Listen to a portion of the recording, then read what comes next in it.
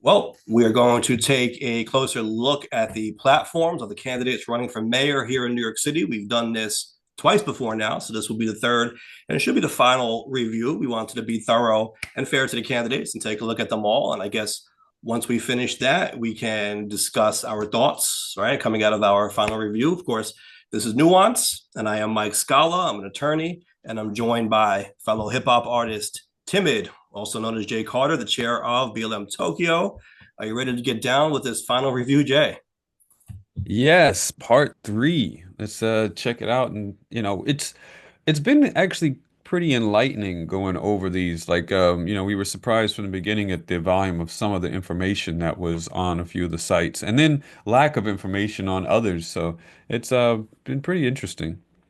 Yeah, absolutely. I was definitely surprised. I think going into it, I said, oh, there's not going to be really any information, or certainly not as much as we would like to see, because the media doesn't cover it that way, usually, right? It's usually the horse Right, race right. and maybe endorsements or certain things here and there, but you don't really get really the litany of issues and how do these candidates differ and the nuance of it all, right? And so I thought, well, maybe the candidates themselves were light on issues, and it turned out that's not necessarily the case. At least not if you read their websites, right? Maybe they're not running Right. issue-based campaigns primarily, but the websites do have a lot of volume for the most part. Not all of them did, right? We saw some were a little light on policy, but I think on balance we were kind of impressed with the volume. And then of course we had that whole Chat GPT incident, right? Whoa, was AI involved in drafting some of this? Perhaps, right? But nonetheless, Right. we are getting more information now. So I think that's Right. probably a good thing. Um, I did see an article earlier, actually, it came into my email box. This is from City and State, and they're talking about endorsements in the 2025 comptroller race. So I don't know if we're going to get into that on a later episode because obviously there are other elections happening here in New York.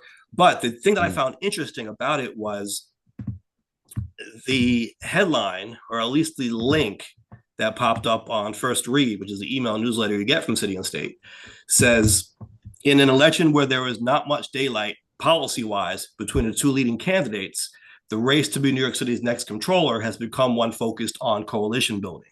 And I thought that was an interesting take because it's kind of what we had been saying or positing, not just about the mayor's race here in particular, but when it comes to primary elections in general, I think, right?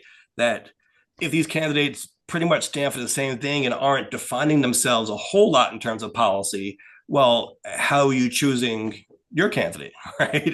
So they talk Right. about coalition building, right? Then you start getting into demographics or being in certain lanes or down with certain clubs or groups, right? So, Right. elections often turn on these types of factors when I think our whole argument here has been we want to see more policy. And even if the candidates have policy on their websites, there should be more talk about it, right? They should be leading with it, and maybe even the media should be covering it more. Yeah, absolutely. Especially, when you're saying that the media doesn't seem to be covering policy or at least differentiating the candidates by any of the policy when the information is pretty mostly out there. So, yeah, it definitely should be something that's focused on a lot more. Sure. There was actually a post earlier on the Black Resource Network Facebook group. Shout out to Aaliyah Abraham, who's a guest on here once before. Yep. The question posed was if you were to ask any of the mayoral candidates one question, what would it be? And I said, what is your number one policy priority? And give details. Don't speak in platitudes, give specifics, right? And I use the word priority for a reason because you do often see, again, in primaries, right? Candidates with the same basic ideologies and ideas, and maybe they're saying different versions of the same thing on their website or in their speeches. And right, you watch a debate and it's like nine candidates all repeating the same talking point in slightly different language. So how are you really getting a sense of who my candidate Right. is? Well, Because it's a primary, right? So they're all the same party and sure. they're all going to be still kind of the same direction. So, But I yeah. think more should be done to differentiate themselves. And so Yeah. that's why I use the word priority because, all right, let us assume that they pretty much are aligned with each other ideologically and present the same kind of ideas, right? You still, as an executive, are going to have to prioritize some over others. So if we start with the assumption that, they all want more affordability, they all want, I don't know, stabilize the rent, even though we saw some disagreement on that. Let's say They want to keep things cheap and affordable and safe. And all right, they'll have the same kind of basic ideas. Which one are you going to prioritize over the others? That's important too, right? And maybe they'll say, well, we can do it all, but that's kind of a cop out. Sure, you want to do as much as you can. Again, what is your priority? Like for me, transportation is a big one, right? Of course, I believe we need to do a lot in other areas as well. But I had said I wouldn't support or publicly endorse a candidate for mayor who didn't support the Queens Link. Why? Because that's a priority for me. Now, when it comes time to vote, I'm going to have to go in there and make a decision. And obviously, other factors are going to come into play, right? But priorities, right? What is your priority? When you get elected to the city council, for example, you go in there that first month you're sworn in and you meet with the mayor, right? What do you tell the mayor? You tell the mayor what your priorities are for your district and for your tenure in the city council, right? Again, a lot of people in the city council probably are similarly situated ideologically. Fine. They have priorities, right? I would go in there and talk about Queens Lake. I'll go in there and talk about certain things, protecting the beach, maybe, right? Different specific things, priorities. So that's going to be important, I think, right? It isn't just what they throw up on their website. It's going to be what are they choosing to fight for? Which battles are they picking? You got to pick your battles in politics. Well, All right, absolutely. And I think that that's a good question that candidates need to be asked, especially with, like you said, without the platitudes and with some details, so yeah, that people can get that sense of everything. Because, from that, what was that debate that we watched, DC where the 37. candidates, Yeah, right, and you know, there were a lot of platitudes yeah, in that debate, in those not well, I guess it was a debate, in their responses, and I picked up on that immediately. So it's like, okay, well, where are the answers without that? Let's sure, let's sure. get right down to it. Let's hear some stuff. Well, we're going to get down to it in a few minutes. We do have a special guest I wanted to get into because he's calling in right now, and I want to get him to be able to speak on this. So let's Yes. welcome him in from Community Board 14. We've got John Cori on the line. John, are you with us? Hey, Mike, you hear me okay? Yes, yes. How you doing, John? Great. How you doing, Mike? Doing well. You taking a nice road trip? No, I just went to Costco. Oh, okay. Well, But I did just get back with from a road trip with ferry advocate Joe Hardigan. Good old Joe Joe Hardigan. Hardigan. Okay. We did a trip to the Henry Ford Museum. So that's Oh, what the nice. retirees do. Very, very nice. Yeah, it was great. Yeah. Excellent. So I know that you've been advocating about this issue regarding the bike lanes on the boardwalk, right? What is going on with Yeah. that? Well, you know what? It was obviously I guess about 2 to 3 weeks ago. It was revealed by Parks. They did a press release that it was going to be like a bike ban between 73rd Street and Rockaway Beach and Beach 108th Street and Rockaway Park. That they wouldn't allow bike riding on the boardwalk between. They would only allow it from 6 a.m. to 9:30 a.m., which would really kind of hurt the whole bike season for the bikers who like the boardwalk and the people who just enjoy the boardwalk as recreational bike cruising. Not so much the speed racers or the e-bikes. I guess those are more the people go too fast or the problematic people, and it really hurts everybody. Because we one of the things as far as it could be a conflict, of course, but Parks needs to do a lot of more work before they just cancel our season. They should do all kinds of preventive measures first, and let us have a season where they enforce the rules, and maybe we'll have a better summer with this whole bike plan. Right. What was the reasoning they would for restricting the biking that they Well, gave? look, it's like anything else. Imagine someone has a great bike ride. They're not going to call our Parks and say that was the best bike ride of my life. So when there is, there could be a conflict of, like people not wanting to see bikes on the boardwalk. Maybe there was incidents. I know there have been instances where people might have been, like have collisions or whatever, but they have that in bike lanes in Manhattan. So you don't just cancel out everything. So the reason probably is people. I don't know if many 911 or 311 complaints. More probably just calls to the council member's office, maybe the previous park administrator's office, just to say, that this is an issue. So out of the thousands of bike rides, the one or two that might be a conflict, obviously, the noisy wheel gets the grease kind of thing. But this is like I said, a thing where when someone has a great bike ride, they're not going to call up Parks and say everything went well. You know what I mean? So Parks is just hearing the bad news, and the administrators or even the council member or the assembly member might get a call. So this is the big issue that we have to voice, that we just need to have them make it safer for everybody, because it's definitely the way it is now with no enforcement. It's not safe. Not safe for anybody. That's an issue. Yeah.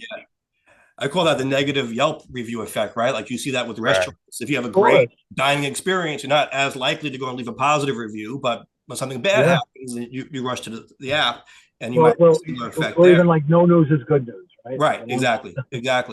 But there are dedicated bike lanes on the boardwalk, and where else are we supposed to do it? Especially summertime and season. It sounds crazy that would be restricted. It's interesting you say that, the dedicated bike lane. So, having a blank slate, a blank canvas when we rebuilt this boardwalk, there's a lot of community input. Obviously, when I was younger, there were definitely rules in the boardwalk. It was similar to what you have in Coney Island and Orchard Beach, which is what they claim to wanting to be making it equal to. So when we rebuilt the boardwalk, we specifically said that we don't want to have these conflicts. We want you to, make it safe, put signage up. We want to be able to ride bikes. We want to be able to walk. Look, when I'm walking, I'm like, I'm yelling at the guy speeding on the bike. When I'm on my bike, I'm like, get out of the bike lane. So I just think that that people need to understand like where the bike lane on this boardwalk, which is very unique. Obviously, it's built into the boardwalk in Long Beach. It's built into the boardwalk, and I've said this all along. Bike lanes are built into. You go to Wildwood, New Jersey. You go to Pacific Beach, you go to Hollywood Beach, and they're all there, and people ride bikes very safely, and it's definitely geared towards more of a passive riding, not because technically we don't want to call it a bike lane. It's really a bike path where bike lanes are in the street. I get it, but when people on everybody needs to be safer, and obviously having a mix of pedestrians and bikes, that was the way of design. That boardwalk was designed, 11 years ago. We started the planning, and we got our wish, which is unusual, and that's what people are forgetting. And so the people who don't remember that we literally wanted this bike lane. And a lot of older people are like, oh, it was always when I was younger. We had with no biking in the summer, but we planned this, and it's definitely it's a good thing if it's enforced, and that's the big key. We want to have Parks revisit the plan, and that's what we're going through with the community board. We want them to revisit the plan and hear our suggestions. And the biggest suggestion is have enforce the rules and stop people from riding. Definitely have a get off the bike zone by the concession stands at people don't know, 86th Street, 98th, and 106. I'm sorry, 106. So that's important enforcement. Okay. And how can people support this endeavor, right? If they believe in a cause, they want to help out, what can they do? Well, either way. I mean, even to be fair, the people who are adamantly behind Parks plan can come down to the Community Board 14. The next, I think it's Tuesday night at the Knights of Columbus on 90th Street in Rockaway. I think it's 333 East 90th Street. And those who want to keep riding the bikes and just agree to the Parks and Public Safety's plan, our recommendation to the full board is that we reject Parks' plan and is to enforce rules, have a speed limit, have definite dismount areas near the concession stands and the more busier beach entrances, and have signs on the staircase sides of the boardwalk facing Scoffin Parkway that specifically say you're going near a bike lane, so people know. And that's what people can do: come down and voice their concerns or their opinions at public speaking prior to us taking the vote. To be fair, it goes both ways: those who are against it, those who are for it. So it just and that's the most democratic process. Sure, which is good. Sure. As of now, when is this scheduled to go into effect? I believe Memorial Day and then kind of mirrors the no dogs on the beach kind of thing, and then Right. it goes to October 1st. So that's a day where you can't walk your dog anymore on the beach and stuff. And you know, it's the problem with me. My biggest concern is the one size fits all. If they're gonna institute this, imagine a day like today in the summertime. You know, you have cloudy days and it's dreary, it's foggy, but you can ride your bike, but there's no one on the boardwalk. But why are you going to penalize someone from, you know, technically doing something wrong? If you have a bike ban, 6 o'clock on a cloudy Tuesday, you know, if someone wants to take a bike ride, they should be able to. So Right. like my thing is, there should be maybe like, you know, hinged gates that they can like swing out like they do for parking lots. And there's many things they could do before instituting a full bike ban, especially being that we have very, very clearly marked bike lanes. There's a lot they can do before. Sure. Now, is there a concern that by banning the bikes on the boardwalk, you're going to drive more bike traffic to the streets and interfere with traffic on the roads? Well, that's their plan. So imagine, you know, Mike, the boardwalk goes, you know, like it's the most perfect bike ride, really, probably in the world, because you have an ocean view for 5.5 miles, and it goes from Beach 9 to 126.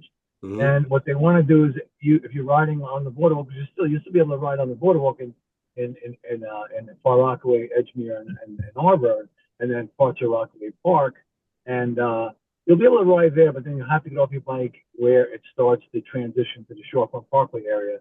And I think their thinking is that, you know, it's not as populated in those areas, but they're going to be. You know, and that's what I try to tell people. You know, 116th Street's going to open up again next year, and it's going to be jam packed. So you Right. know they're going to shut it down there. And that's what I'm trying to tell people. You need to unite, because this is the divide and conquer point of view in my eyes. Mhm. Because you know, it's definitely driving people to the, you know, like the people can ride their bikes, let's say from 126th Street to 108, and then you got to go on Shorefront Parkway there. And then the Mhm. problem with going on to Shorefront Parkway is it's really a horrible setup, because DOT has already put in a very unusual drop-off lane that's very misconstrued for parking. So Right. and then you have people standing in the bike lane, you know, and it's definitely more congested. Where it creates a similar situation that you have on the boardwalk, where people are meandering into bike lanes, but at least it's a much wider swath, you know. So when you're in the Shorefront Parkway, it's definitely much more dangerous, you know, because it's much more congested. And in Yeah. the bike path on the boardwalk, at least parents can kind of be like, they can be like side by side with their children on bikes. When the bike lane Mhm. on Shorefront Parkway, it's definitely single file, and it's literally probably 7 feet wide, and it's a two-way bike lane. So it's definitely dangerous with having all the beachgoers, the people Yep. crossing the street. They're just really relocating the same problem that they won't be able to enforce in either area. And that's the issue. If they have the bike ban, they won't be able to enforce it, because the Parks Park Enforcement Patrol is definitely more concentrated on the vacant beaches. So the vacant beaches vacant from lifeguards. So that's a big concern. Now you're taking, you know, people away from the unlifeguarded beaches, keeping people out of the water. Now you got people on Shorefront Parkway monitoring that. It's like, leave it alone. You know, just enforce Yeah. what's there. You know, because they're creating problems everywhere else. You're taking Right. away Right. services, you know, where they should be on the beach, and you're gonna have them on the boardwalk monitoring no bike lanes, you know, no bike lanes. So it's definitely a mess that should be addressed and enforce the rules that exist now. Try it for a year. If it works, then I get it. If it doesn't work, you're have to try it then. But don't just blanketly just stop bike riding. It's crazy. Will there be Yeah. a representative from the Parks Department at the community board next Tuesday? There usually is. If there's representatives at the usually the park administrator, if they present at the Parks and Public Safety meeting, they usually will Mhm. present to also to clarify at Okay. the full community board. So, Okay. like Hey, again, I Jim. said, since we didn't have a quorum at the Parks and Public Safety meeting 2 weeks ago, now it's just a recommendation for the motion. So Right. hopefully, you know, hopefully that'll all, you know, go really well. So Okay. in our favor, hopefully, you know. But again, people are allowed to get up and speak, against it, in favor of what the park wants to do, but my thing is, people don't understand what's coming down the pike if this is put into effect. Then you're going to lose, definitely when the Auburn East project is in full swing in a couple of years, there'll be a lot of people on those boardwalks, and they're going to take it away there. Then they're going to take, when 116th Street opens next year, they'll say, oh, we have to be in line with the rest of the peninsula. And it's just coming down the pike, and people need to stay close together now, because I'm just a little surprised that, a lot of people have been very quiet, on the subject, from the other parts of the peninsula. They really need to come out and realize that they're in danger of losing their bike riding too, Sure. So a lot of people riding the boards and going down to have a down there or some great food they have. So that's an important thing to think about. People need to think about that peninsula wide. Again, the divide and conquer thing, sure, I could be, I could be like fear mongering, like they accuse me of being a lot, but you know what? That's just my way. You got to really look at all points of view. And we got to get ready for what's coming down the pipe.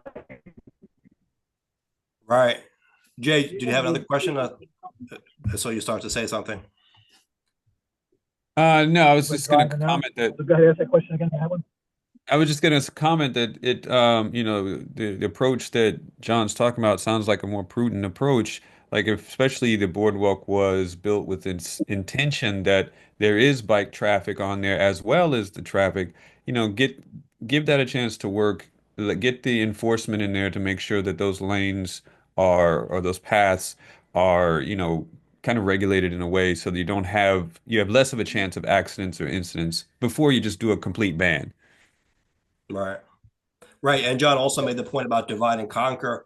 Unfortunately, it seems sometimes that Rockaway is susceptible to that kind of thing because you don't have a lot of unity, right? But there are issues like this one that may end up affecting everyone. And so it is really, I think, incumbent upon the people of the peninsula to come together and say, listen, they're coming for this side now, but we're next, right? So let's all stand. Right. Once it's gone in on 73rd to 108, it's just next, because again, people aren't thinking, because parks are going to say, well, look at how crowded it is by 116th, and that'll be gone. Right. And then they'll just take it away from that area. And then when the Auburn East project, like I said, is going to be up and running in several years, but those people are going to look for them to ride their bikes too. And don't forget, in those areas, there's no bike lane. Right. Exactly. Street, right. Exactly. So that's a big issue. Right? Yeah. So, so then, and then the other point of view is, like, if it is put into effect, we can then say, because right now they're saying we want to make it on par with Coney Island and Orchard Beach. Two amazing places. I've been to them. I go to Coney Island all the time, and it's a much different environment. The culture is much different. Over there it's more festival. Rockaway surf bike. And it's a surf bike. Rollerblade, scooter. It's like the kids. Like, how many surfers literally use their bikes? They have side racks on their bikes to go up and ride up, and now they won't be able to do that. Right? The surf culture is something called surfonomics, and you take that away even at 67, or even 111, you're taking away surfonomics, and that's a very important thing to realize. So I think it's very short-sighted, and it's definitely not organic. It didn't come from people in Rockaway as much as they did say, besides there being maybe some collisions or some people getting hurt, and I don't want to see that happen. I want it to end, and that comes down to enforcement. But Parks did talk about a citywide survey they did, where they want to separate biking and pedestrian. I get it, but again, this boardwalk is specifically designed for biking and pedestrian, so that's something that we got to really push forward. Right. Well, John, I don't want to take up more of your time. I thank you for joining us from the car, and I thank you for your advocacy on this issue, and we'll stay updated on it. Thank you. My pleasure, Mike. Thanks a lot. Great podcast, and keep it up. It's a great thing you're doing. It's really good to get the voices out there. Thank you. Well. Good night, guys. You too. Good night. All right. Have a good night. Well, thank you, John, for joining us and giving his view on what's going on with the bike lanes in Rockaway. And I think he made some really good points there. You know, he was just talking about the surfing culture. There's a skate park that was put in not long ago, right off the boardwalk. I mean, you know, it is that type of environment, right? Where I think you want to encourage people to be able to enjoy it that way, right? It's not like Sure. maybe some other boardwalks in the city. Yeah, to his point, it is the longest one. You have awesome ocean views. What better place than to allow bicycling? You don't want to force all that traffic onto the street where, quite frankly, it will be more dangerous for everybody. Right, absolutely, absolutely, and especially if the boardwalk was made with that intended. Um, and I understand, they can have some accidents and whatnot, but if in a shared space like that, everyone has to be vigilant. That means pedestrians as well. You're walking on a boardwalk where there is a bike path, so you don't walk in the bike path. Um, and Sure. it's vice versa for bikes. There are people here, Right. you pay attention to that, you watch your speed, and both know you're sharing the space. You don't own the space, and cause that type of conflict. So Right. Right. And we do know over the summertime that boardwalk, those beaches are extremely crowded. sure. And maybe that calls for more enforcement or more vigilance, more education to the people, right? More Right. signage, all kinds of things. Like he was saying, maybe you want to delineate the lanes better or have fences or whatever. But there are things you could be looking into as far as solutions go before going right to, well, no one's allowed to ride their bike anymore. Right. And listen, it's human nature. If the boardwalk is crazy busy, and there's this open path on the right, people are going to walk in it Sure. because, even if they're not supposed to. So, you know, you do have to take in human nature into account, but maybe there's some other ways to get to work with that instead of an outright ban Right. that reduces the activity for everyone. And it's funny because we always hear people in the city talk about we've got to get people out of their cars and right. Sometimes I'll tell you, you ride your bike everywhere, but now it's you can't ride your bike here. Right, right, right. which, So, which one is it? Are we going to ride our bikes or not? yeah. Well, Well, it's funny because um I was out, and here is a big bike riding culture, and as is in a lot of Asia, where most places, stores, even hospitals and whatnot, where they have parking lots, they have a section for bike parking as well because it's just so commonly used that people will bike a lot of places. all right. Well, how does Zelnor Myrie, like that segue, how does he feel about all this? Or is he addressing these types of issues on his website here? Because we did want to go into the continuation of our review of the mayoral candidates' platforms, right? We've got three to look at, and we probably won't spend as much time, or maybe we will, but we'll see what they have. We'll see if they have enough worth our conversation. I'm on Zelnor.nyc, right? Now, he is a state senator from Brooklyn who is running for mayor in the Democratic primary this year here in New York City. He has not been in the state Senate for too long. In fact, he defeated an incumbent, Jesse Hamilton, I believe it was, who was part of what they call the IDC, the Independent Democratic Conference. And that was a power sharing agreement that some of the Democrats had with the Republicans at the time. When the Republicans were in control, they had the majority of the state Senate, they cut a deal with some Democrats to bolster their numbers, right? And in fact, I think at one point that deal is what enabled them to keep their majority. So in exchange, these Democrats got committee chairs and right different perks in the body. Well, there was a backlash to that. One of the IDC members was defeated in the primary by Zelnor Myrie, who ran on a platform of being a more pure, more true Democrat who wouldn't caucus with the Republicans. So obviously a very ambitious young man now running for mayor of the city, right? A few years after his election to the state Senate. Let's see what his platform is. If you go to Zelnor.nyc, I see Meet Zelnor, Rebuild NYC is the first thing that comes up. I don't see a link here about issues. I see endorsements, get involved, volunteer, store. I don't see it. Interesting. Maybe it's under Rebuild NYC. Yeah, let me see. That's a interesting thing to note. Nothing. nothing's standing out, and I'm still having internet issues here. So when I click on Rebuild NYC, I'm just timing out right now. But it's not the website. That's my internet. Yeah. So I just clicked on Rebuild NYC. Yeah, it's interesting.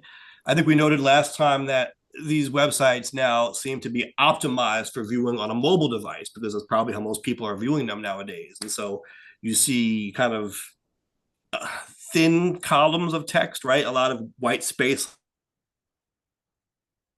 on the sides and things like that. You got to scroll down uh, vertically a lot to see what they're talking about. So we build NYC. It says New Yorkers in all five boroughs want the same thing. A city that's safe in every neighborhood, wherever you are, whatever the hour, and a city that's affordable from housing to childcare. Okay. So that's the theme I think we had touched on before. Is it going to be safety? Is it going to be affordability? He's hitting on those two right in his mission statement here, right? Safety, Right. affordability. All right. Now, if you scroll down, well, what is he saying in particular? Now Now, he's what I'd like, I'm actually on here right now, and go what I ahead. like is we've noted this about one of the other candidates, and I don't remember who, where there's this massive wall of text, and we were Mm, saying that it would be good to have, these anchor links at the top to know where you can just jump to, and it looks like he's got this here with his mandate for 1 million homes, a public safety, public square, opportunity agenda, these things here. So right. I do like that. Well, let's see if we click on them, how much information we're going to get. Mandate for 1 million homes. You click on it, it's a PDF, and it's a 26-page PDF. Okay. So, All right. I was, you know what? Because I was scrolling that page, I thought those links were going to jump to the different sections on this mm, page, which is just one paragraph for each point. So I was thinking, well, his stuff is a little light, right, uh, but apparently it's going to PDFs, which are anything but light. right. They're almost white papers on issues, right? Like something you might see in a journal, a policy journal. Reminds me of a law journal type article with He's got a lot. the He's volume got of a information that's on here. And he's got footnotes. He's got 26 footnotes on this one PDF. I mean, yeah, it looks like it's well researched, well put together without speaking on what he's trying to do, right? But just in terms of first glances here, there is a lot of volume. Right, absolutely, absolutely. And that's also good to see. Gives people something to get a sense of who he is. Um, Yeah, I like yeah.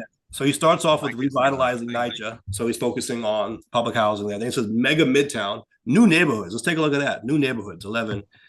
I'm just skimming through this here. And you've got to bring up the question, is any of this AI assisted? Perhaps. You don't know, right? It is fascinating to me. The reason why I mentioned AI, not just because of the news stories that have come out, but it doesn't seem too coincidental to me that this is the first year you're really seeing this level of detail. I don't recall ever seeing that before. All of a sudden, in the first election after AI becomes so prominent, now you're seeing candidates with 1,000 pages of information. But I wonder if that's true, if that's the case, or did we just not look so much into the websites like that before? Well, the thing is this, I definitely have looked at websites before, but normally they would be more local races. And so maybe that plays a role as well. Maybe when you're running for Right. mayor, you're going to have more. But the last mayor's race was 2021. And I don't recall this level of detail. Maybe some Mm, candidates had it. Maybe we could mm. use the Wayback Machine and take a look at some point. Like, did Eric Adams have this much detail on his website when he ran for mayor in 2021? I That's a good. don't think I wouldn't think so. But then again, I was wrong because I didn't expect Cuomo and his other candidates to have this much this year either. So Right. maybe there was, right? But this is more than I'm used to seeing. I never really encountered this much information before on a candidate's website. Now he's got a couple of things pointed out here.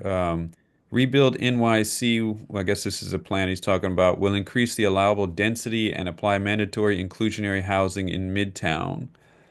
Um, Increasing the allowable density. Mm-hmm. Um, what do you think about that? It makes it, and I focus on that because I visited Hong Kong a few years back, and that was the term the only term I could use to describe it. It was dense. And I don't know if that was comfortable. Like you still No, need that's space. that is a tension that you're seeing right now in New York City, right? And that the whole city of yes thing really just tries to speak to that. Where look, there is a housing shortage in the city, Absolutely. right? We have a homelessness issue. Obviously, we came off the migrant crisis and so forth. And so, what is the solution? If you're trying to ensure more people are housed in the city, well, you only have so much land. And so, Mm, at a certain point, you're going to have to struggle with density to some degree, right? I mean, obviously, there's a lot of talk about building up, right? And so, no longer allowing one story structures to dominate the landscape, right? Saying, well, every neighborhood is going to have its share of building up, right? So if you have one story structures that now have, let's say, stores, right? A block of retail where there's just one story, we're going to have to start building apartments on top of all these stores. That's the conversation that's happening. And obviously, a lot of neighborhoods are pushing back against that, saying right, you're destroying the character of our neighborhoods, right? right. I think the beauty of New York City is it's such a diverse place in more ways than one. It's diverse geographically, it's diverse ethnically, right? It's diverse in terms of the character and feel of the neighborhoods. You have more suburban areas in New York City, you have more urban areas, you have more areas where people are all right on the subways and the buses, and the areas where people are driving where it's more spread out, and it looks more like the suburbs, and it's all different areas, all different configurations. And so there is a danger, I think, if your policy is let's make everything dense. You don't want New York City to become a monolith, right? You don't want it to all look the same and feel the same and be the same. You want, I think, to the extent possible, to be able to have different neighborhoods with their own distinct feel. And so Mm. there are areas that are already dense. Are they too dense? Can they not take on more density? Perhaps, but maybe you should be looking at it in terms of which areas does that seem more appropriate versus completely redefining what an area used to be. Right, and to be fair, there is a lot of detail here on, what this means as far as where he's coming from, as far as allowable, increasing the allowable density. He's talking about the, current office vacancy rate is over 20%. Right. And so, there's going to be less demand for some of these offices, which could open up space for, residential locations.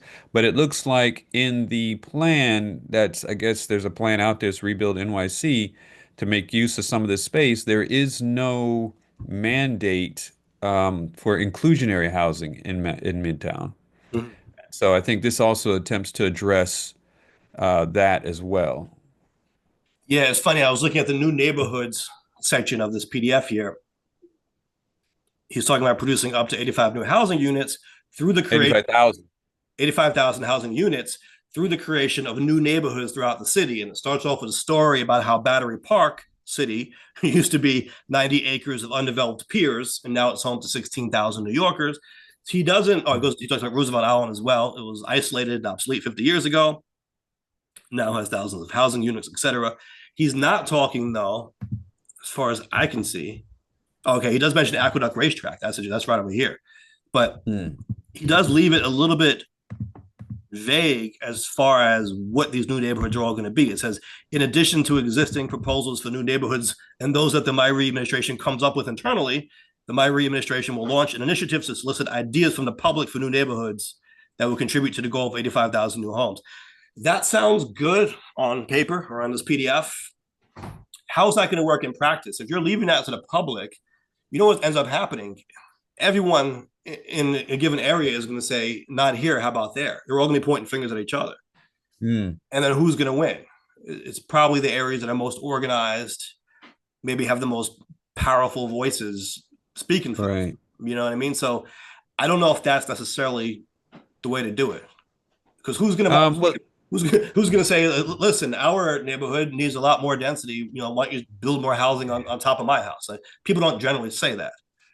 right. Well, the let's we're also, be fair. There's more detail. We're just skimming at the moment, Yeah. because it looks like going down into the next page, he's talking about sandwich rezonings. So in an effort to reach that 85,000 new housing unit number, um, he's also talking about using small industrial areas that are sandwiched between residential neighborhoods. Mhm. Um, so if those are, I guess if those aren't being used as well, Right. then they could be rezoned. And listen, you're seeing a lot of development happening right now at Belmont. I'm sure you're familiar with the Belmont racetrack area, Right, right. right? Many acres there of space. And now there's talk of, well, why do we need to have horses at Belmont and Aqueduct in the same area, right? That, of course, would leave more room to build something or multiple things at Aqueduct, right?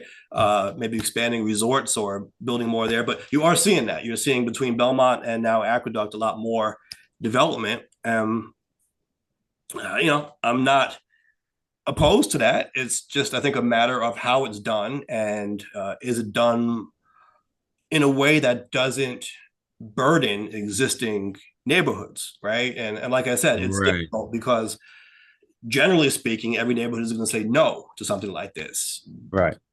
But I think, Not in my backyard. yeah, right. But there's also compromise, I think, to be found here, right? Like Sure, sure. talking about with the bike lane issue, it doesn't have to be an all or nothing thing, right? As long as you have, I think, the stakeholders of the neighborhood part of the conversation, I think you sometimes do find common ground, right? You might find something like, well, we're not opposed to this entirely as long as certain provisions are met, right? And they'll start talking about, well, what is that going to do, for example, to the overcrowding of our schools? Are you going to build Right. more schools, more classrooms? What about, Right. That's a good point. If right? you What bring about in our 85,000 new units, exactly, our infrastructure? They even start talking about, well, sometimes a developer comes in and wants to bring in a supermarket, and then there's a conversation. Well, what supermarket are you bringing in? Is it going to be Trader Joe's? Is it going to be whatever? I mean, there are negotiations that take place, right? And I think those are right. appropriate. I just think that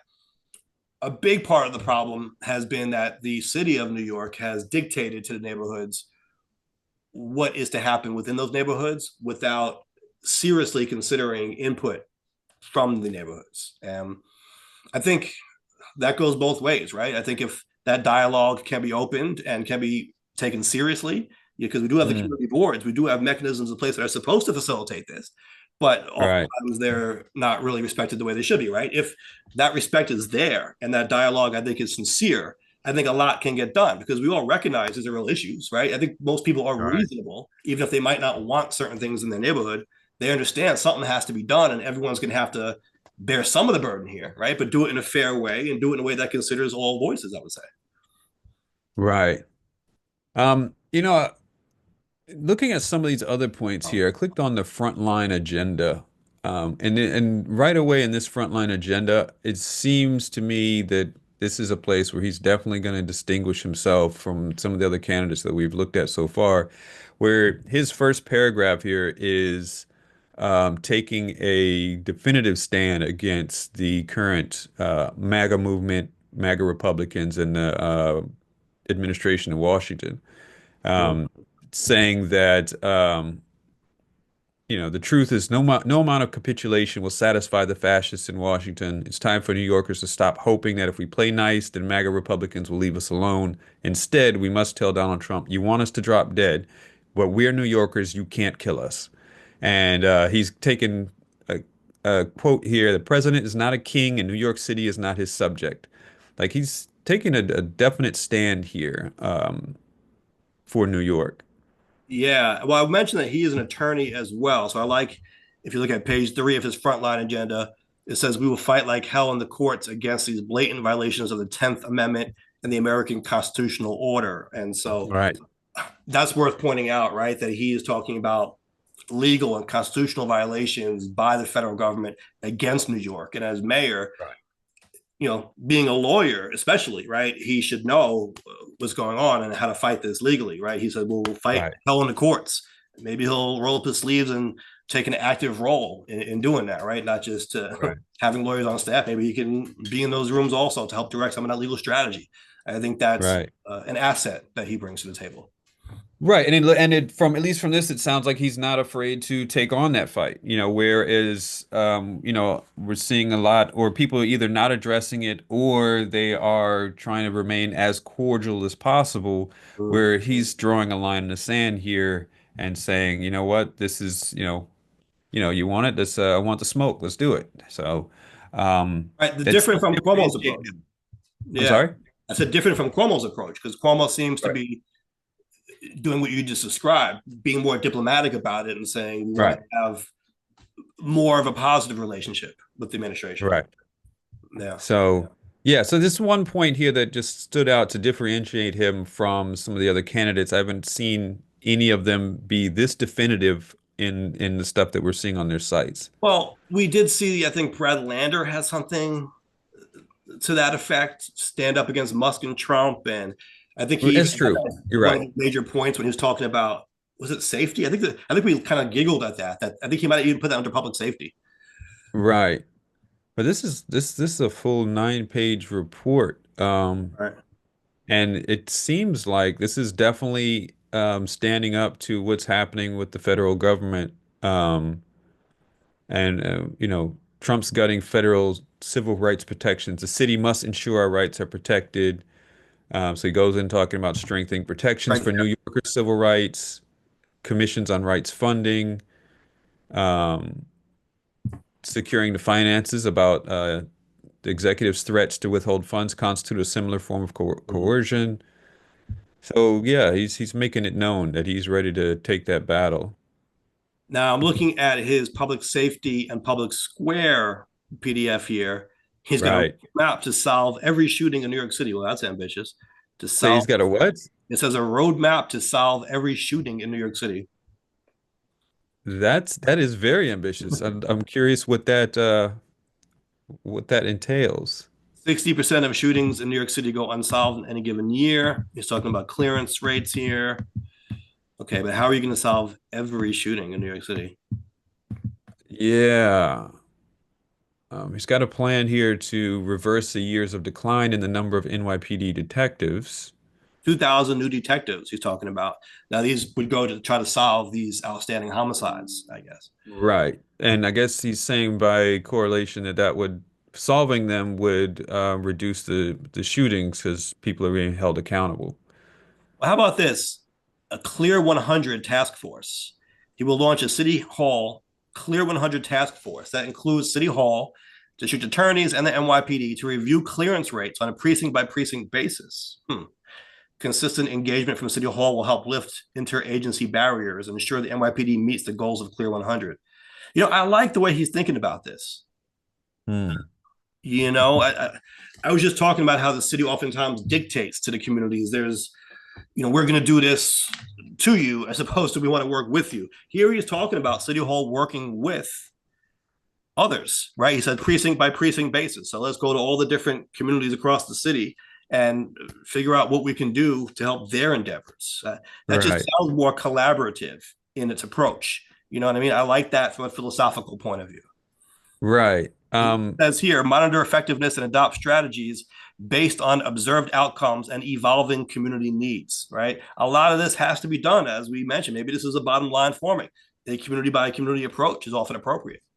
Right. I do like you go further down on page 7, there's a restoring accountability section.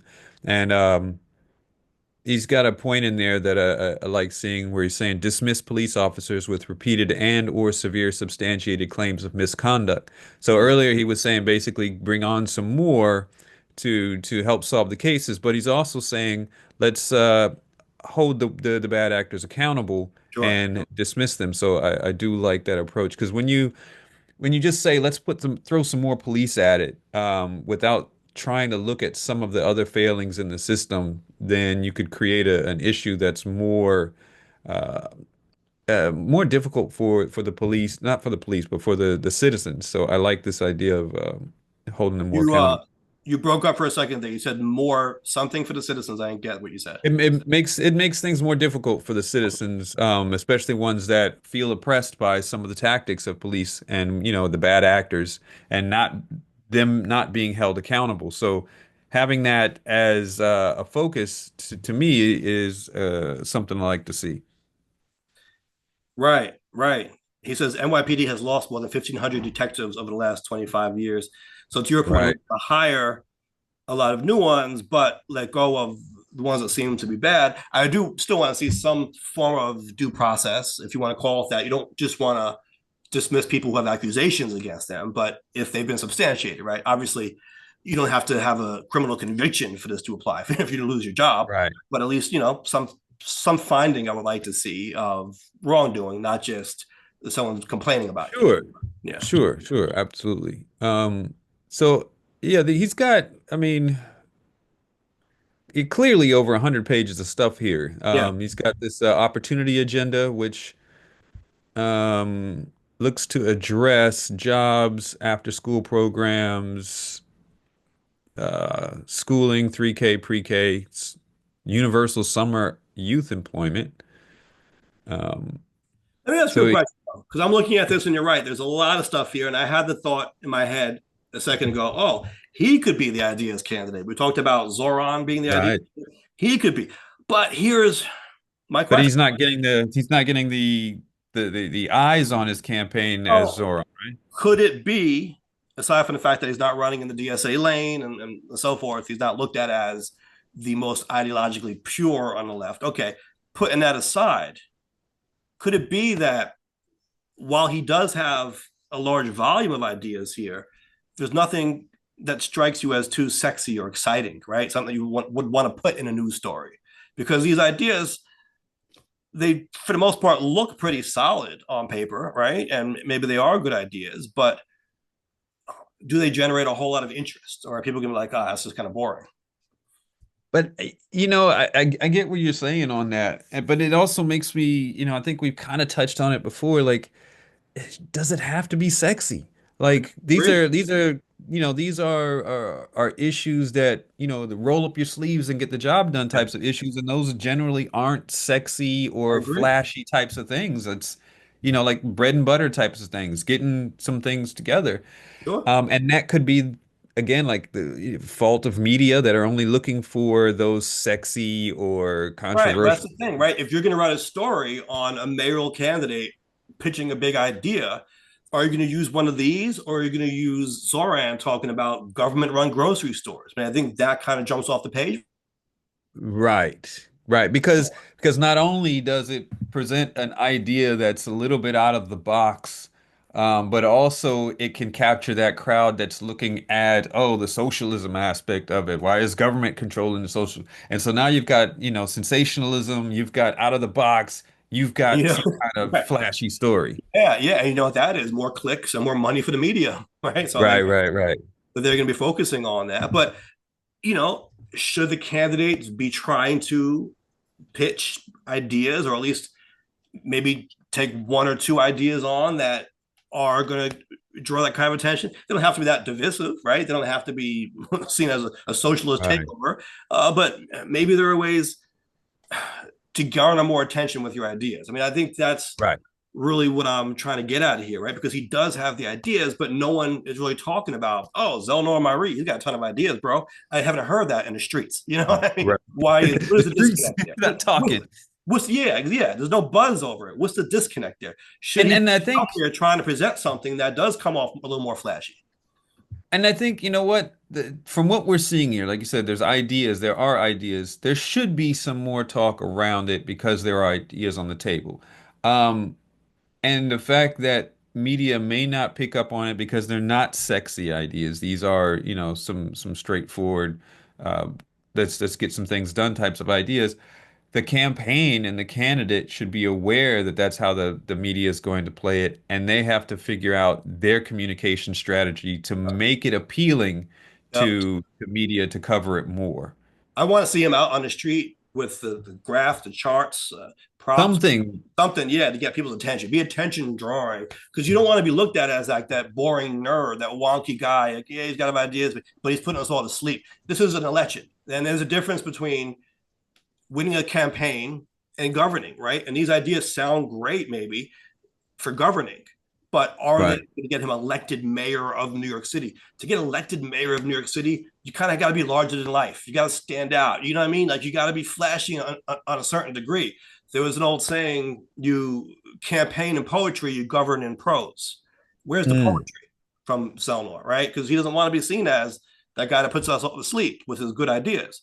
Now, you and I like seeing good ideas, and I'm sure there are other voters who do as well. But Yeah. first of all, you got to get those ideas before the people, and you got to get people Right. talking about those ideas. You know what I mean? You got to create a buzz. It's like, dropping a mixtape. You got to create a buzz. So, Yeah. where's his mixtape? Yeah. Getting those eyes, he's got to get those eyes trained on him so they can see his ideas. Right, Um, right. And he's got to all present right. them, I think, in a dynamic kind of way. It's not easy. It's not an easy task. It's like No, it's not easy at all. you Absolutely not. got to have the sizzle and the steak to win this kind of election. Right. But I do like where he's coming from what we've seen so far. All right. Well, let's move on to another candidate. By the way, we haven't even looked at Eric Adams. Should we do that as well at some point?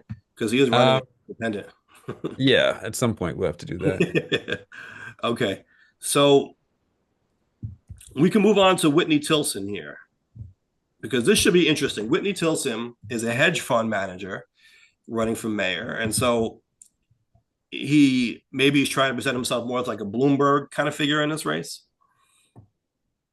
If you're on Okay. the site whitneyfrommayor.com, policy is the first link on the upper left. So that's something. But how detailed is he going to get? Issues. Well, that's all right. Hold on a second. I'm pulling it up here as well. Let's bring safety, affordability, and prosperity back to New York City. All good ideas. So I see combating hate, addressing housing affordability, ending street homelessness, reducing crime. Those are the only Where do you see those at? click on policy. Okay, let's go up here. Those are the Policy. only issues he has. Now he does have a read more link underneath each one. I see it. Let's see the combating hate. Um, So this is interesting. Not as much volume you'll find here, but when you do no. expand on these points, you're seeing it written from the perspective of the candidate in a very personal kind of Yeah. I way. was gonna. That stands out at least. He says it's like a conversation. One developer told me that the permitting process is interminable and uncertain.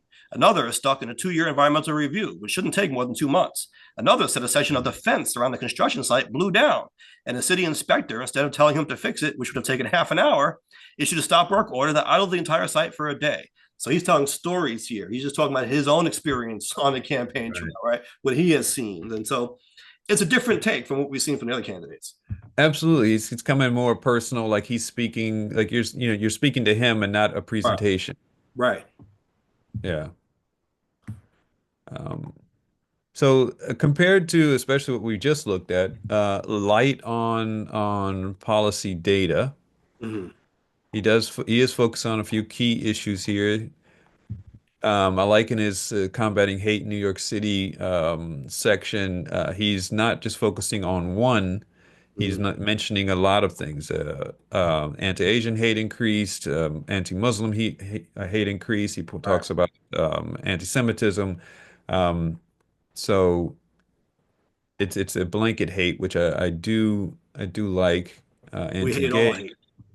Yeah, he's going against all of it here. You're Um, breaking up again. So here's oh, you were breaking up for a few seconds there. oh no, I was just saying, yeah. So that's he's going after all hate here. Yeah. Yeah, well, I'm looking at the reducing crime section now. It says, as mayor, I pledge to cut crime by 50%. So, look, it's good to want to cut crime. Right. I always thought, historically speaking, that mayors were given too much credit or too much blame for the crime Mm, rate because the crime rate has historically been tied to national economic trends. And so when you would see unemployment, for example, go up, crime would Mm, go up, right? When you would see unemployment go down, crime would go down. When the economy prospered, usually crime was lower. So right. for the mayor or for a candidate for mayor to say, I'm going to reduce crime by 50%, okay, it sounds good. And maybe that's what I was talking about campaigning and poetry. But how is the mayor of New York City going to control the national crime rate? Mm, Rather, the national economy, because the economy, I think, is the biggest predictor of what happens with the crime rate in the city. mm, yeah. Um, and again, national is a Yeah. key there. Like, you want to be focusing on NYC and that, let's see, I pledged to cut crime by 50%, It's a he big says. number. That's a big number. Um, it's a big number, but let me see. I'm looking here. I like what 50%. he says, make crime illegal, which sounds funny, but you know what he's talking about. He's talking about the decriminalization that happened, right? How you don't have enforcement of certain crimes anymore, right? So is he specifying which crimes he wants to make illegal here? Which crimes he wants to Yeah. crime again, make crime again Well, with he's also advocating for hiring, he said hiring 10% more police officers. mhm. Um, Cops are demoralized and are resigning at record rates, while the number of applicants has fallen from 18,000 in 2017 to 8,000 today. So they're making it difficult to replace folks. Um, I don't Yeah. see anything about dealing with any accountability on bad actors, because part of that demoralization or part of the criticism against police officers is not holding them accountable, which they're feeling it on one end, saying, "Well, now everybody hates us." Um, but if you can make the ones that are making the rest of them look bad held accountable, then there's not going to be that type of pushback against police as Right. much.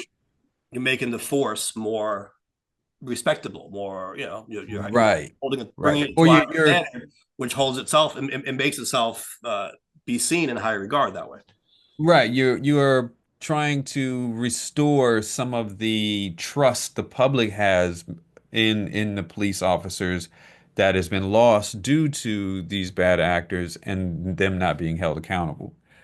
So some of what he says here does seem to be beyond the scope of a mayor, right? He says the state legislature, city council, and borough district attorneys have enacted numerous laws and policies like bail reform and discovery reform that have collectively decriminalized all but the most serious felonies. Police now don't bother to arrest even chronic offenders because they either won't be charged or will be released the same day. But they're certainly not arresting chronic offenders because weed is not a crime. I know what he means, chronic offenders. So I caught that. that was a funny pun, but I caught that. yeah, this though is really more of a state issue, right? Bail reform and discovery reform. We saw that happening through the budget. We had a conversation about that as a state thing. So Right. I understand there are policies that the DAs have enacted memos, right, and things like that. Okay, city council has done certain things, but you're running for mayor here. What can you really do? I mean, I suppose if you want to parse this, he can be an advocate at the state level, go to Albany, make the Right. case, right? He could veto city council legislation he doesn't like. He could talk to the DAs. All right, there are things he could do, but he's got make crime illegal as one of his big policy points. That's not really the purview of the New York City mayor, at least not these particular issues, right? I mean, he leads with two state issues here, and he's running for mayor of New York City. Right. Right.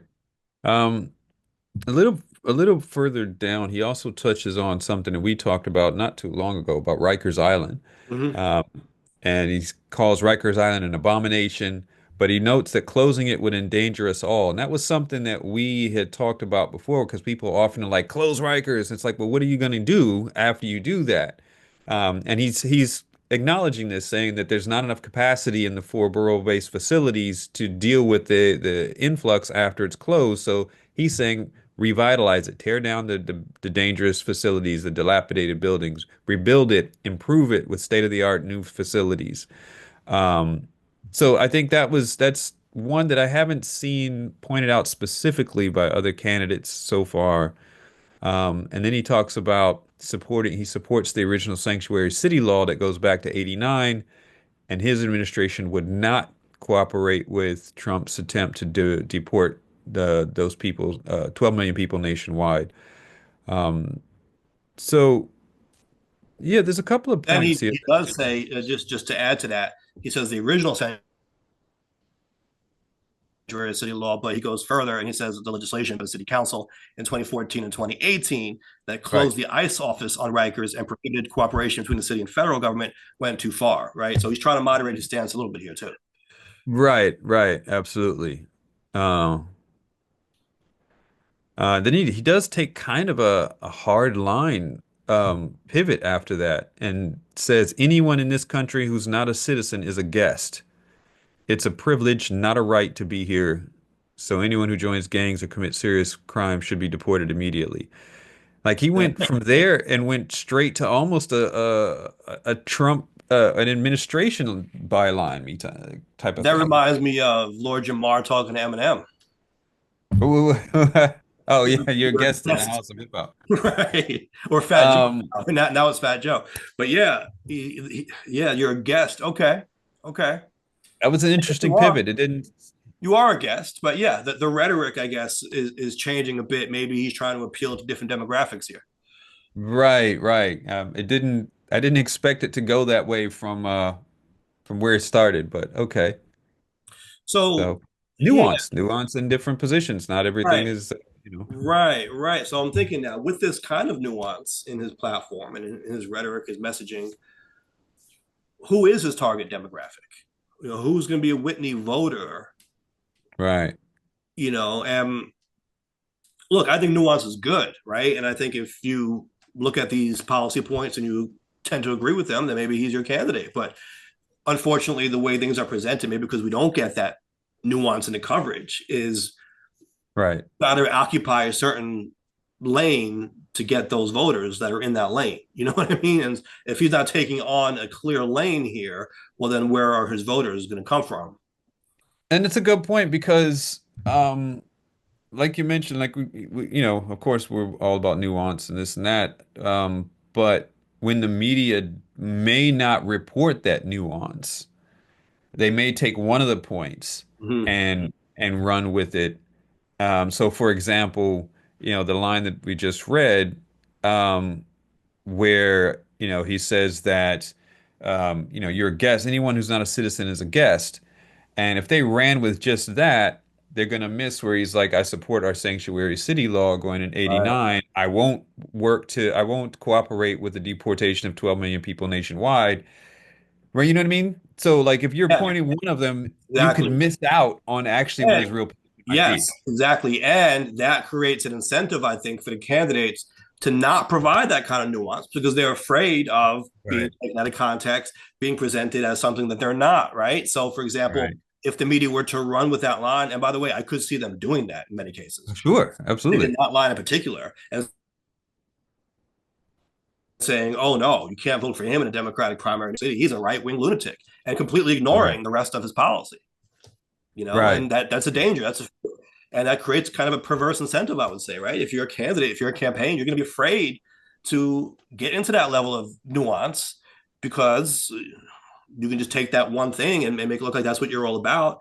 Maybe the flip side to that is you should be more careful with how you present your messaging. Maybe you didn't have to phrase it that way, right? He's being blunt about it, I guess, but Right. maybe you shouldn't provide rage bait, if that makes sense, right? Like you shouldn't feed them crumbs that they can pick up on and try to make bigger than they are. Right. Or to know that that's what the landscape is like, make sure at every opportunity when you're out speaking on it that you make sure you present that nuance. So there is Right. record of you saying this, Sure. But okay, but there is record of him saying this all on his website, and that but might not be presented. yeah, but I think more people are going to look at the video clips, which again, that can be clipped. Oh, It could those be will be clipped. clipped. Yeah, he'll be Yeah, speaking for that's true 20 too. minutes. They'll take 10 seconds out of it. Yeah, that's absolutely true as well. And the same thing with the previous candidate we just talked about, where he said, we should hire 2,000 more detectives, Right. which to some groups they look at that like, oh, more cops, what are you trying to do to us? But then at the same time, you go a little bit more into it, and he's like, well, we should also hold bad actors accountable. Like Yeah. there's that nuance in that position Yeah. that you need both to understand where the candidates are coming from. So what do you do as a candidate? Because you don't want to sound too measured, right? Right. Obviously, knowing that they're going to be trying to take things out of context and clip things and so forth, you're going to be very careful in how you phrase things and what you say. But the danger there is that you sound too careful, and then people look at you as a robot and not a real person, right? New Yorkers want someone who is kind of brash, who tells it like it is, and is not Right. afraid to step on some toes, and you know what I mean. And well, we might offend you sometimes. That's just what we do. They like that kind of personality, right? They don't want Right. the measured personality, but there are landmines you can step on, right? So how do you balance that? Right. Yeah, I think you brought a point there, especially when talking about New York City. New Yorkers are probably might be, and you can correct me if I'm wrong here, might be less sensitive to some of those things. Like they're a little bit tougher in Yeah. it.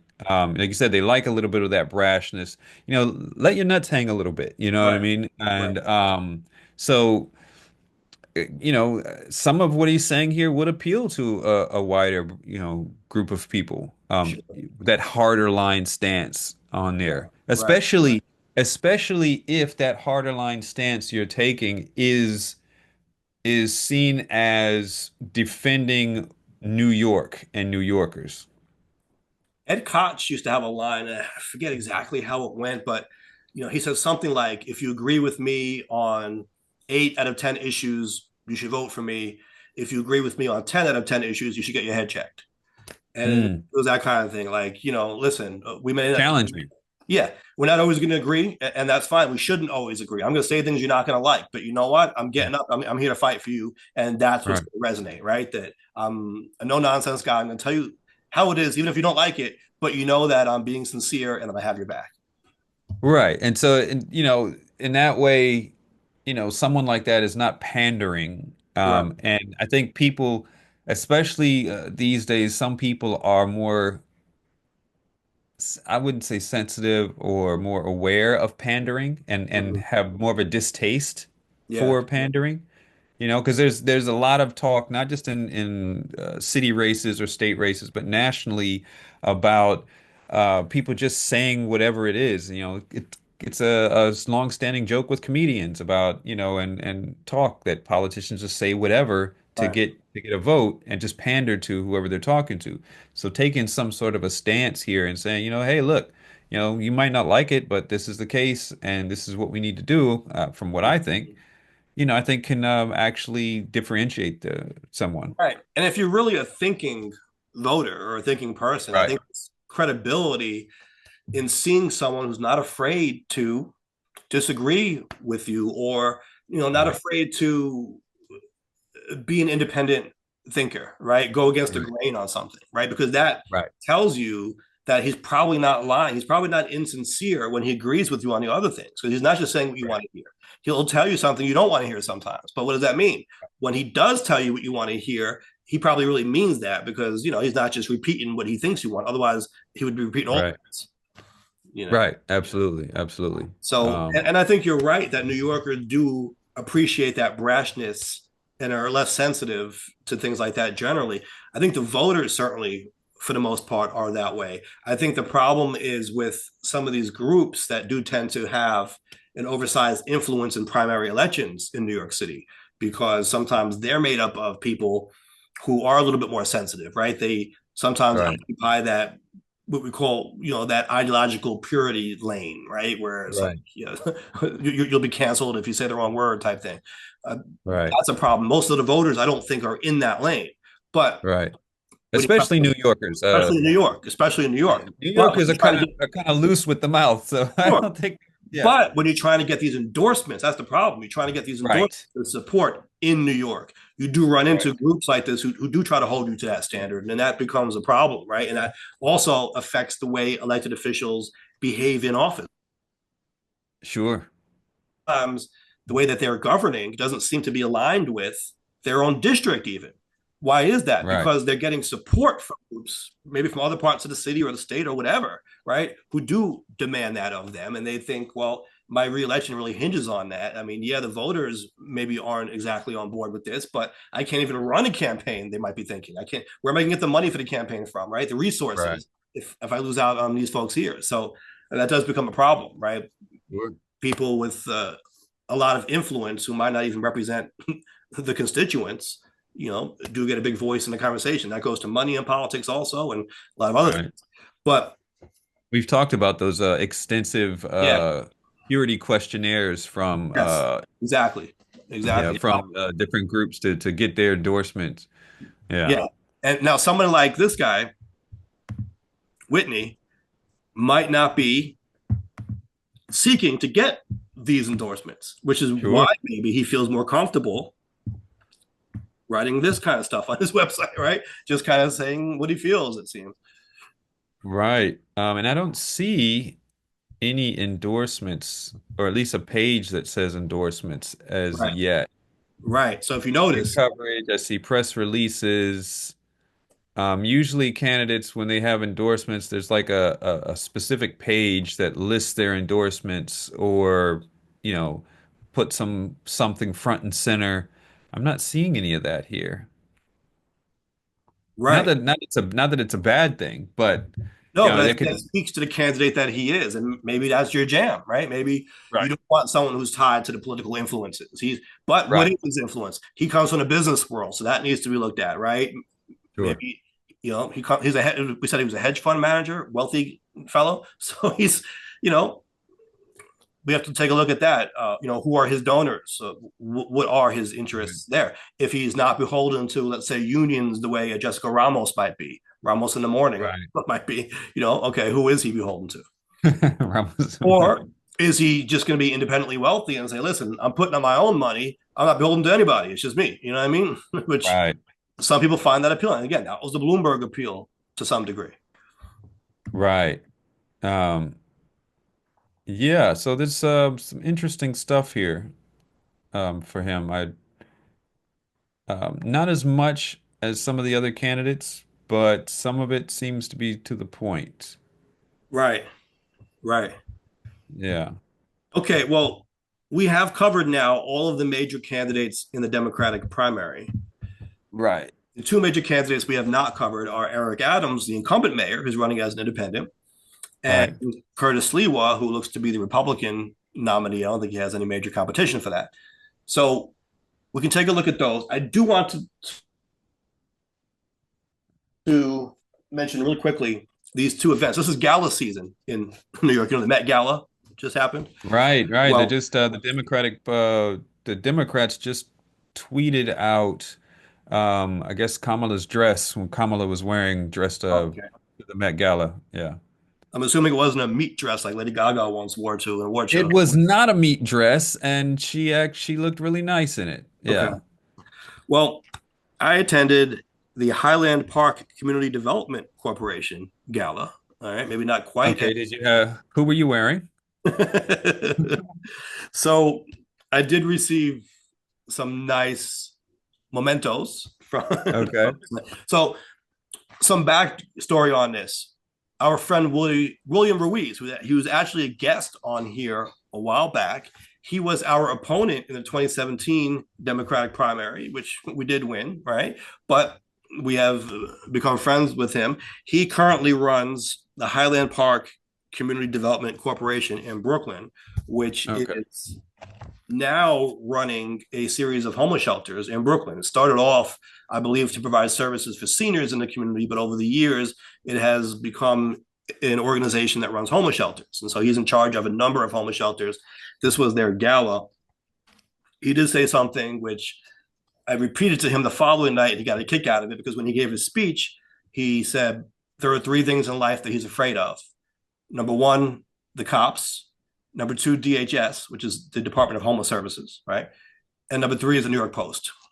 And so when I saw him the following night at an event, I said, "Hey, Willie, there are 3 things in life I'm afraid of." He's like, "Tell me." So I just repeated back to him, like, number 1 is the cops, and he's counting along. 2 is DHS, 3 is New York Post. And he cracked up laughing. I got a real kick out of that. I remembered that speech and was able to recite that back to him. So shout out to Willie for that gala. It was a fun night. That was in Howard Beach. Nice. Like I said, some really nice swag to come out of it. This is the calendar, a planner, time planner. So really nice. Now, I want to show you something that you're going to see as familiar, I think. Uh-oh. This is the program for the Kiwanis of Ozone Park and Woodhaven Gala, which was the following night. That was this past Saturday. Did you wear the same outfit? No, I did not. In fact, I wore a specific outfit for this one. This was Carnival night. And so I wore a Carnival appropriate outfit, complete with a straw hat, which looks like something you might wear on the beach in the Caribbean. Okay. White pants, right? Some nice white pants. Okay. A pastel colored button-up shirt. I mean, I think I was looking fly, to tell you the truth. So all right. Here is the program, and check this out. This is the 3rd page. Looks like 1, 2, 3, the 4th page. That looks familiar. That looks familiar. That looks familiar, right? There you go. It does. Awesome. That is the ad that actually you helped, you designed for us. This talks about my services as an attorney. It does advertise wills for a flat fee. Someone asked me, what does that mean? Flat fee. I thought it was obvious, but I guess maybe if you're not an attorney, you don't necessarily know. It means a fixed rate as opposed to hourly. So I'm not going to charge you by the hour to put a will together. We'll negotiate a price based on your needs, but it'll just be one flat price. Right. So yeah. Sounds good. Contact me if you do need a will or any related services. We can certainly set up a consultation and speak on that. Of course, civil litigation as well. Before we wrap up with our candidate review, I did want to mention on a topic of litigation, as we know, we're now ending the election law season in terms of candidates trying to get on the ballot and going to court, right? To either stay on the ballot or sometimes to try and knock people off the ballot. I'm heavily involved in that. I represented a number of clients this year who were in court and was able to defend them, keep them on the ballot. Well, earlier today, I was watching the appellate arguments that you can watch online, right? When these appeals happen in these election cases, you can actually go to the public. Anyone can go on the court's website and they're live streamed. And so I find it very useful because it's a way to keep up to date on what's going on in election law, right? And of course, you could do this even if you're not in election law, if you're just interested in what's happening in appeals cases, right? Because these are a higher court than the trial level, right? This is an appeals court. So you have a panel of judges here and lawyers are arguing finer points of the law and decisions are then rendered based on these arguments and, you know, the judge's interpretation of the law. So it's a good way to stay up with developments in the law, right? I watched, obviously, the election law appeals. There's more going to be happening tomorrow, which I'll be watching. Well, I decided to look at arguments even outside of election law, which I did, and I found that useful as well. But in election law, earlier today, this is actually part of the election law appeals. I learned something which I think is very useful for all lawyers now going forward, and that's the Board of Elections is really pushing hard on this point, I'm noticing, in election cases, but it applies beyond simply election law. The law was modified last year in New York, where you no longer need affidavits to be notarized in court papers, right? So oftentimes there would be cases where you would need the parties to notarize something, right? That would be an affidavit. So the most common example you'll see is when you initiate a lawsuit and you get it verified. That means that the plaintiff of the lawsuit, or plaintiffs, are submitting an affidavit where they swear to the contents of the lawsuit, right? And they get it notarized. That recently was changed in New York, where you no longer need an affidavit. In other words, you no longer need it to be notarized, where you would need an affidavit before. Now you can do an affirmation. An affirmation was something that only attorneys and certain professionals were able to do. That's the same kind of thing, but without the notary, right? The attorney would just be able to say, I affirm under the penalties of perjury that this is true, and then make their statement. Well, that was changed, like I said. So now that any party can do an affirmation, meaning you no longer need the affidavit, you no longer need the notary anymore. Even when you needed it before, you can just have the person who's not a lawyer do the same thing as the lawyer would do back then, which is I swear under the penalties of perjury. However, this is where it gets tricky. Since they changed that and they made the requirement less strict, right, to allow more people to do this, they added additional language that needs to be in there. And that means that for any affirmation now, whether it's by an attorney or a non-attorney, because anyone can do it now, right? Any affirmation that you're doing now, it needs to have very specific language. And namely, they added under the laws of New York, punishable by fine or imprisonment. Right? So you can look up the CPLR and get the exact language down. But whereas before you would have to just say, I swear or affirm under the penalties of perjury, now you have to add acknowledging the laws of New York and punishable by fine or imprisonment. It sounds kind of weird, but cases have been dismissed based on failure to include that specific language just over the past year, because this only went into effect in 2024. So a lot of lawyers have been practicing for a long time may not be aware, or just, they were using kind of the same templates from before, and they're not. Right.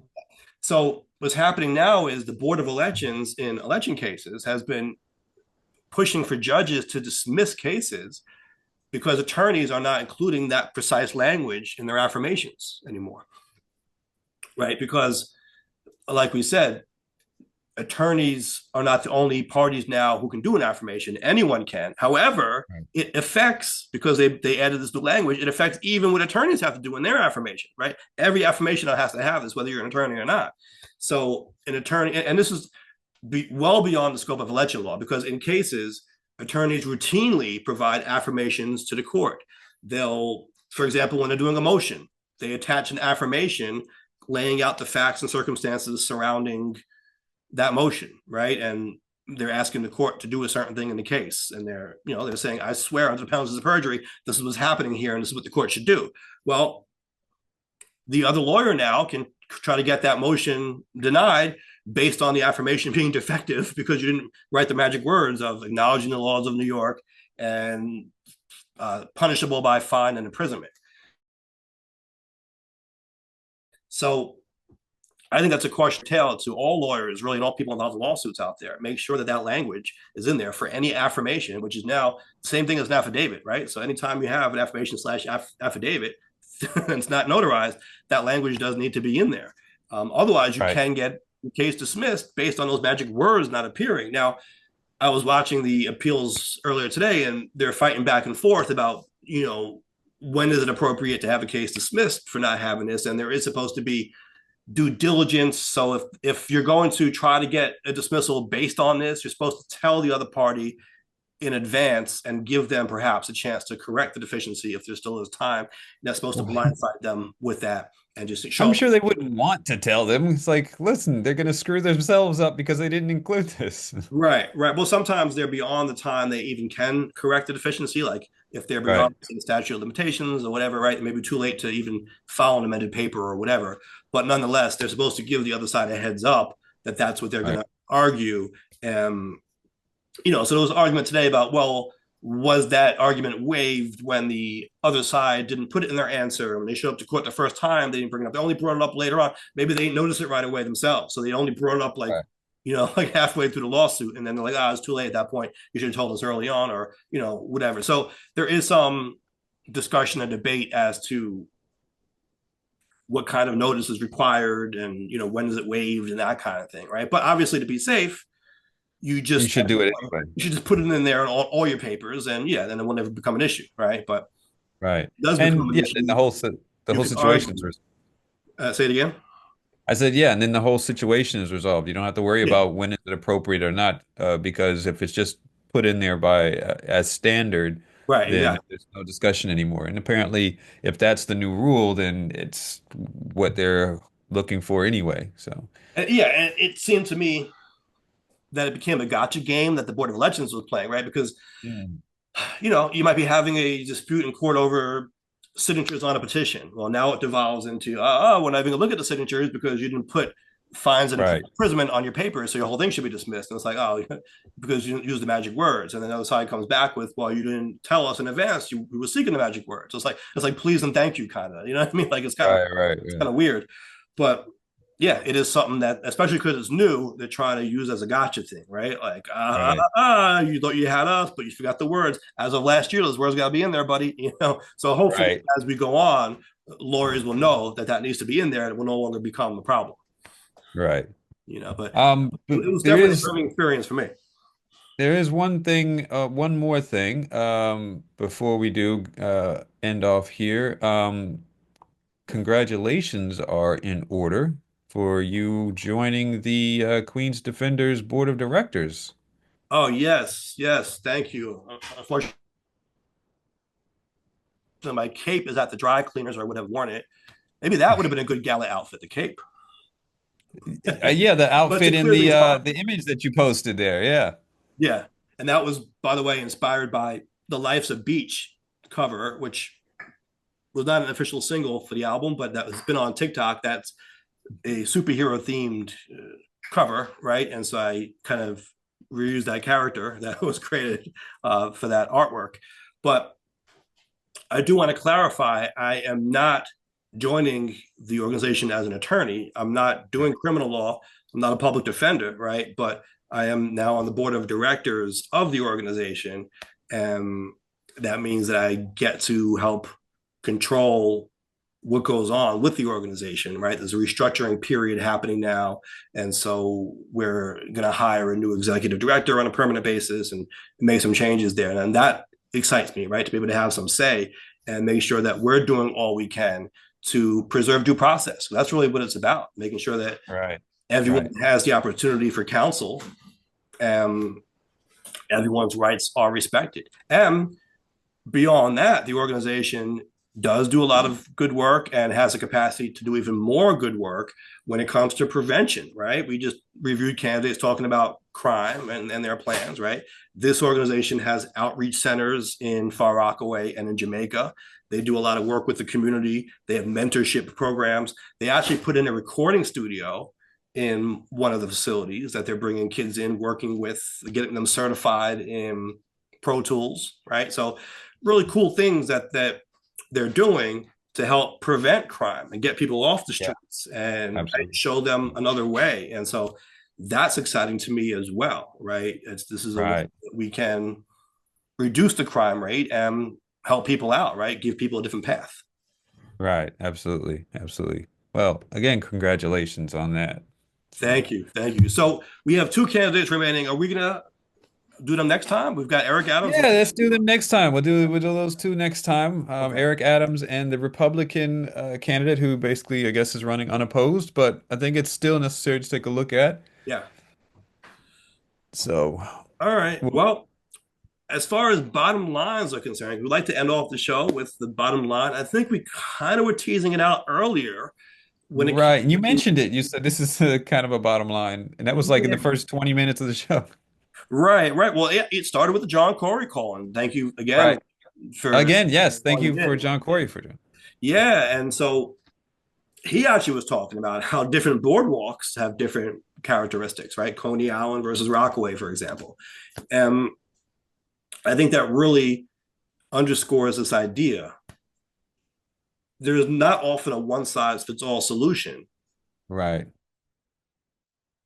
to our problems. Oftentimes, we do need to look at these issues on a community-by-community basis. And we saw that with the Zelnor Myrie platform, right? He wants to work with individual precincts and find out which communities need what resources to help solve these homicides and so forth. That's important. It's important when it comes to building, right? We had a discussion about density. Does New York City need more density, or is it dense enough? Well, I think that's a nuanced discussion. I think many neighborhoods probably are already too dense. I think certain neighborhoods couldn't accommodate the infrastructure that would be required to have more density, whereas others are better situated to do that already. So again, area by area, community by community, right? That can be expanded. I know we didn't quite get into it here, but when you look at affordable housing, they use what's called the area mean income, the AMI. But the AMI is arguably too broadly defined. It doesn't Yeah. only look at that neighborhood or that zip code, right? It looks at whole counties, right? You might have, Suffolk County, Nassau County, Queens County, Westchester County, like all lumped in together as if that Yeah. really tells you something about the area mean income. No, that's not even really an area, a definable area, well-defined area. Right. So, what I mean? Again, we need to be doing more looking at these issues through a microscopic lens or at least a less macro lens, right? But more localized approaches. I think that's the bottom line, right? Let's embrace more localized approaches to some of our issues here. Sounds good to me. I think that's awesome. And people can weigh in on that point and on the profiles that we've looked at today, and of course the other ones as well, by Yeah. going to YouTube at Nuance Show, Instagram at Nuance Show, Facebook also at Nuance Show, and yeah, oh, and then everywhere podcasts are available. So yeah, there's ample opportunity for people to Yes. weigh in Sounds good. Nuance. Yes. Yes. As always, we thank you all for tuning in, checking us out. We've got work to do, and we'll catch you next time.